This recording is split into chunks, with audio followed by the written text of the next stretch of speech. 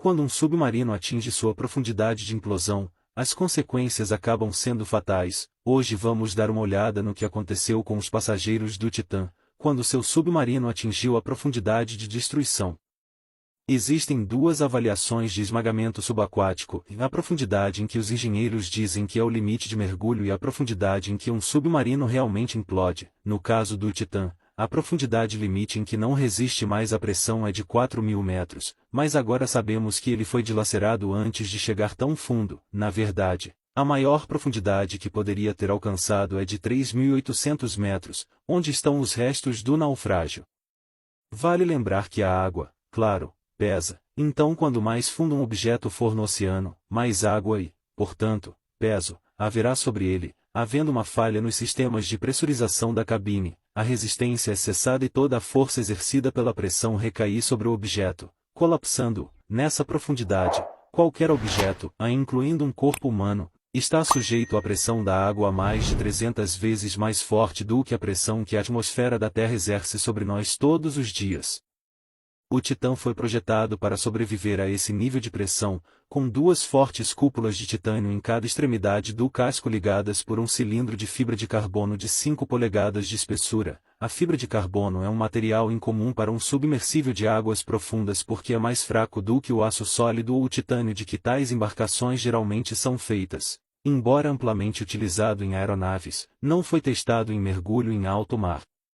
Ao contrário do metal, a fibra de carbono é naturalmente flutuante além de 2.000 metros, o que significa que o Titã pode ser muito mais leve e barato do que os submarinos anteriores. Para compensar esse material mais fraco, o Titã foi equipado com um sistema de monitoramento de saúde do casco em tempo real que poderia, em teoria, detectar quaisquer deformações, rachaduras ou outras falhas com rapidez suficiente para que a tripulação tentasse uma subida de emergência. No entanto, tais profundidades oferecem pouca margem de erro. Se pelo menos uma parte do casco falhar e deixar entrar água, a pressão seria tão grande e a velocidade do líquido que entra tão rápido que o submarino e seus ocupantes são despedaçados em meros milissegundos.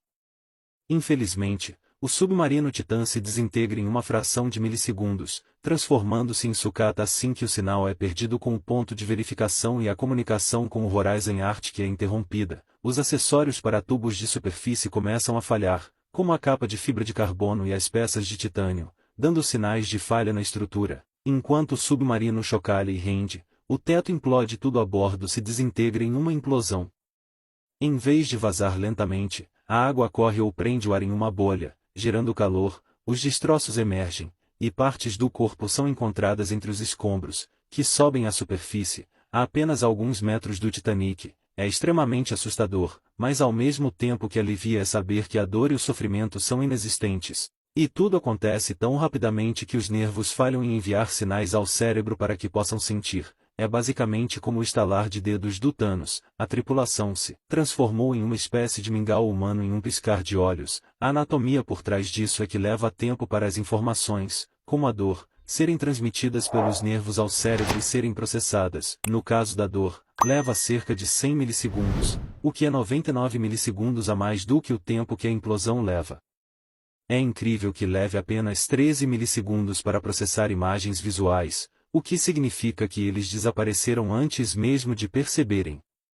Suponhamos que cada uma das 5 pessoas pesasse 80 quilos, isso significa que haveria cerca de 400 quilos de restos mortais que precisam ir para algum lugar, mas a bolha de ar gigante que é comprimida pela pressão, faz com que o ar aqueça até atingir uma temperatura próxima à do Sol, cerca de 5.000 graus Celsius. Embora o tempo de exposição não seja suficiente para derreter os restos de metais e outros materiais, qualquer ser vivo é imediatamente reduzido a uma pasta ejetada a uma velocidade extremamente alta, tornando-se disponível como alimento para outros seres vivos.